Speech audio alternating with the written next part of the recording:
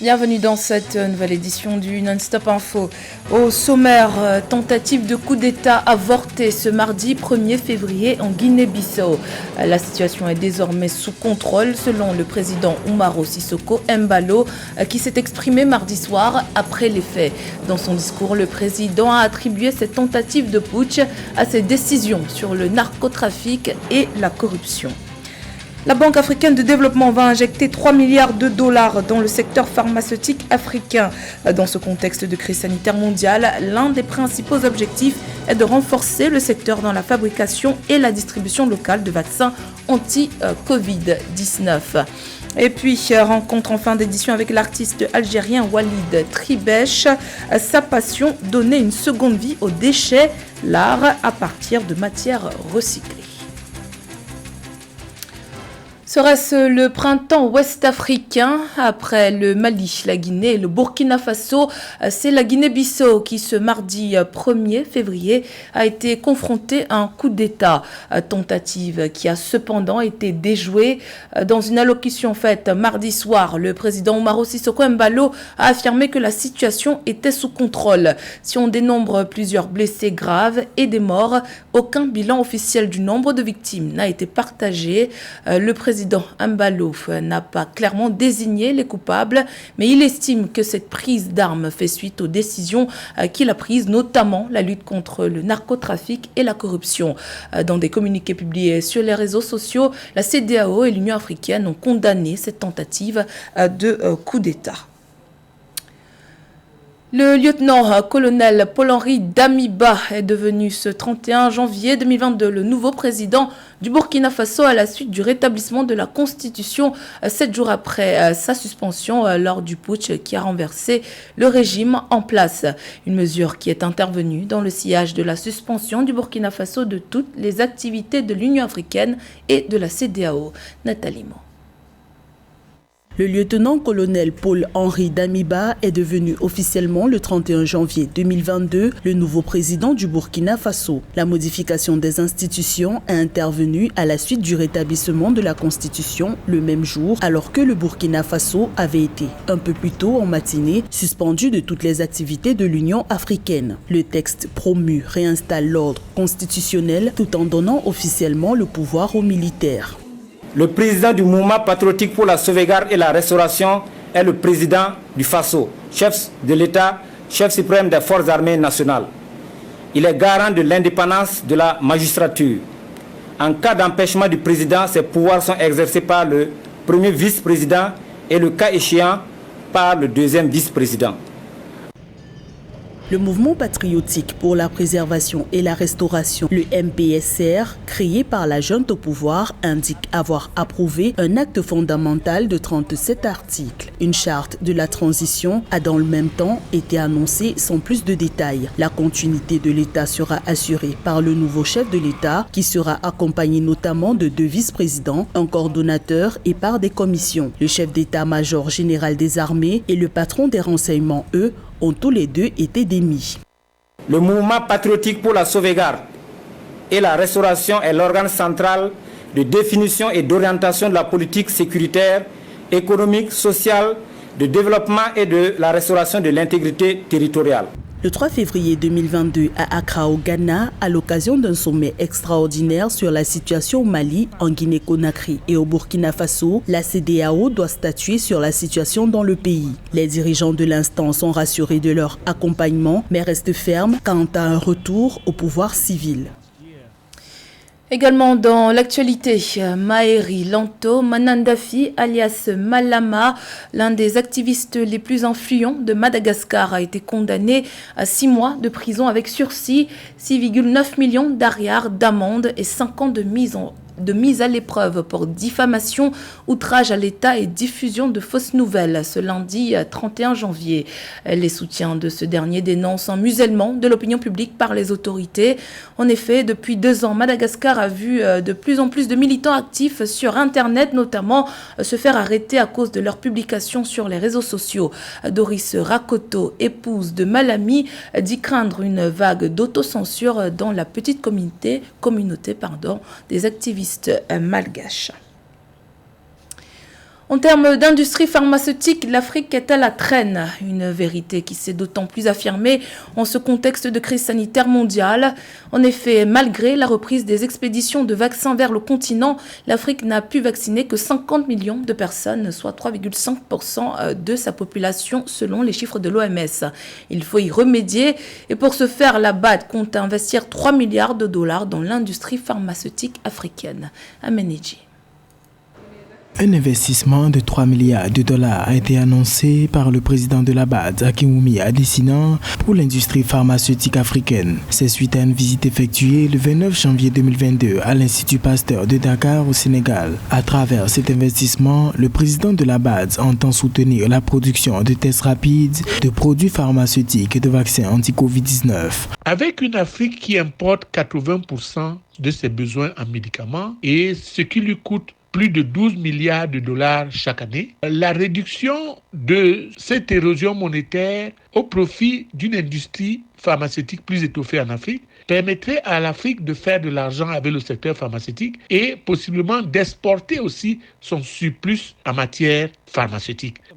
Selon l'Organisation mondiale de la santé, l'Afrique fait face à un déficit d'environ 500 millions de doses par rapport à l'objectif mondial fixé pour fin 2021, à savoir vacciner entièrement 40% de sa population contre le Covid-19. D'où la nécessité d'une Afrique beaucoup plus conquérante dans la recherche et dans la production de nouveaux médicaments et de nouveaux vaccins, surtout des médicaments adaptés aux maladies tropicales, aux maladies africaines. Nous avons la matière première, nous avons l'intelligence. Je pense qu'il ne faudrait que la volonté et le financement de la BAD pour aider l'Afrique à profiter de son secteur pharmaceutique et arrêter la saignée de l'exportation des devises vers les pays hors africains. Les interdictions d'exportation et les retards enregistrés dans les demandes d'approbation sont autant de raisons qui poussent la BAD à accompagner l'autoproduction en Afrique. Ceci pourrait mettre fin progressivement et définitivement à la dépendance vis-à-vis des instances étrangères. La Banque mondiale a annoncé le 26 janvier la mise en place d'un programme de secours de 100 millions de dollars destiné aux victimes des inondations au Soudan du Sud. Les fonds déjà approuvés seront disponibles pour le gouvernement à la mi-2022. Depuis mai 2021, les inondations ont aggravé la situation humanitaire déjà catastrophique de 7,2 millions de personnes, dont des millions d'enfants étant menacés par la faim, selon les Nations Unies. Joël Ballot. Au Soudan du Sud, près d'1 million de personnes sont affectées par les inondations depuis mai 2021, d'après le Haut-Commissariat des réfugiés. En appui aux autorités locales, la Banque mondiale a approuvé le décaissement de 100 millions de dollars le 26 janvier 2022 pour soutenir les victimes des dernières inondations. Des fonds qui seront mis à la disposition du gouvernement courant de l'année 2022. Nous avons vu des maisons englouties, des personnes pataugeant dans l'eau et des infrastructures endommagées. Les inondations sont une réalité. Nous sommes au XXIe siècle et nous avons parlé à des personnes qui nous ont dit qu'elles n'avaient pas vu de telles inondations depuis 1962. Depuis les inondations, les autorités sont dans une course d'assistance aux communautés dans le besoin, lesquelles sont nombreuses, notamment en construisant des digues, en installant des systèmes de pompage des eaux de crue et en redirigeant l'excès d'eau vers des canaux. Le Soudan du Sud a déjà investi 10 millions de dollars dans la lutte contre les inondations. Nous pensons que la question des inondations au Soudan du Sud doit être prise au sérieux. Les fonds sont déjà approuvés et nous espérons qu'ils seront débloqués. La fréquence croissante des sécheresses et des inondations démontre la grande vulnérabilité du Soudan du Sud au changement climatique.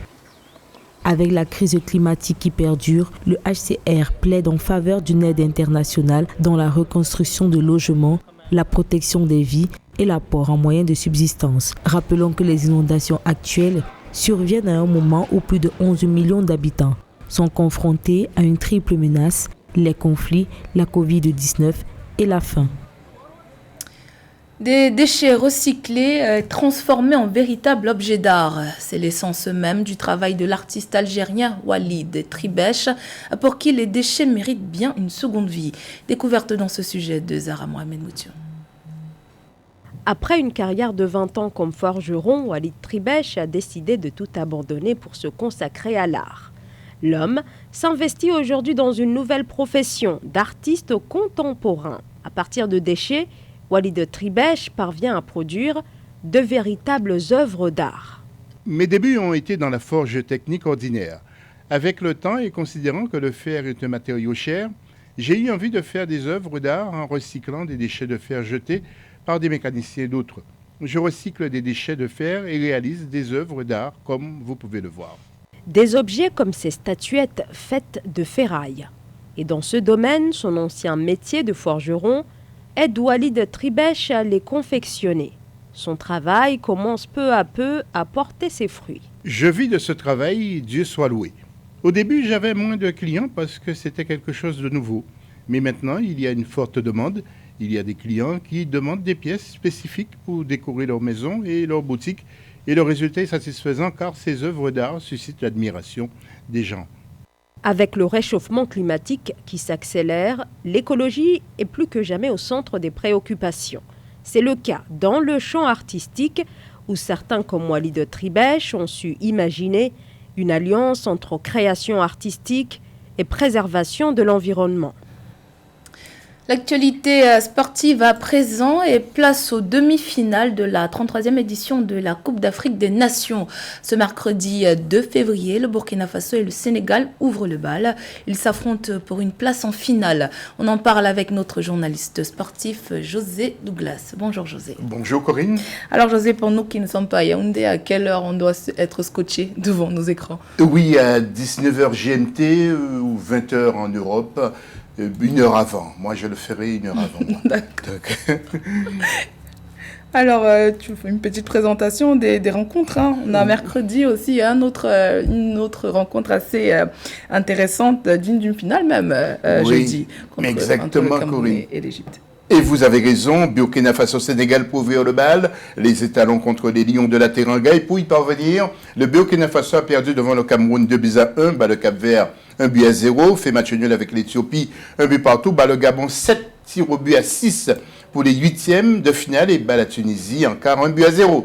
Le Sénégal bat le Zimbabwe 1-0, fait match nul avec la Guinée 0-0 et nul avec le Malawi 0-0 et puis le Cap-Vert sur le score de 2-0 et la Guinée équatoriale 3-1, Corinne. Alors José, comment vous sentez ce match? Quels sont vos pronostics? Alors les pronostics, je vais vous raconter tout à l'heure, mais regardons le tableau avec ses affiches. Donc ce sera à Yaoundé, Burkina Faso contre le Sénégal ce mercredi soir au stade Amadou Ahidjo et Cameroun Égypte ce jeudi 20h au stade d'Onembe. Alors, côté pronostic, nous allons écouter un spécialiste tout à l'heure, Corinne, mais Sidi Napon, ex-entraîneur du Burkina Faso, nous dit qu'il faut laisser Bertrand Traoré tranquille. Écoutez-le. Pour ce qui concerne le Burkina Faso sans Bertrand Traoré, je voulais profiter même de l'occasion pour dire aux gens de laisser Bertrand Traoré tranquille. C'est un jeune qui se bat pour son pays, il fait tout pour que le pays aille en avant. Je vois que la chasse à l'homme, actuellement, tout le monde parle de lui et je suis vraiment mécontent de cela. Si on ne peut pas l'encourager, il faut que les gens, je préfère que les gens se taisent. Et si vous avez remarqué très bien, le Burkina Faso, quand on joue, on marque toujours en première mi-temps un but. Donc ça veut dire que toutes les équipes qu'on doit jouer, on n'a pas peur. Et le retour de Bertrand Traoré ce soir en tant que capitaine d'équipe. Et puis, nous allons laisser Sidi Napon se livrer à ce concours de pronostics. Écoutez-le. Le Burkina va aller en finale. Et je sais que l'équipe de Sénégal que j'ai vue depuis le début de la CAN, actuellement auprès du Burkina Faso, je pense que ça ne va pas donner. Les grands joueurs sur toutes les ligues, ils ont tous les joueurs qui jouent dans des grands clubs. C'est ce que je disais, ce n'est pas ça qui fait une équipe de football. Une équipe de football, c'est un groupe, c'est le jeu ensemble, c'est le jeu d'un mouvement ensemble. Donc, si le Sénégal continue à jouer comme ils ont fait depuis le début de la CAN, je pense qu'ils vont rentrer à la maison. Et pour conclure, Corinne, 2 entraîneurs locaux qui vont se retrouver, Kamou Malo pour le Burkina Faso et Aliou Cissé pour le Sénégal. Et puis parmi les effectifs, le Burkina Faso, Kofi sera dans les buts, Kaboré sera là, Tabsobba et Traoré, les principaux. Et puis pour le Sénégal, Edouard Mendy, Bounassar, Koulibaly capitaine, Idrissa Gueye, Diédou, Sadio Mané, pas de Bobo. Ils sont tous là. Alors, vous êtes pro Burkina Faso ou Sénégal pour terminer? C'est tellement difficile de le dire. J'ai lu une interview de l'entraîneur du Burkina Faso. Je sens qu'il est confiant et il a mobilisé sa troupe. Alors bon, on ne sait pas. On ne sait pas. Merci José pour toutes ces précisions. C'était le journal de la rédaction. Merci pour votre fidélité. Dans un instant, une nouvelle édition de l'actualité sur Africa 24.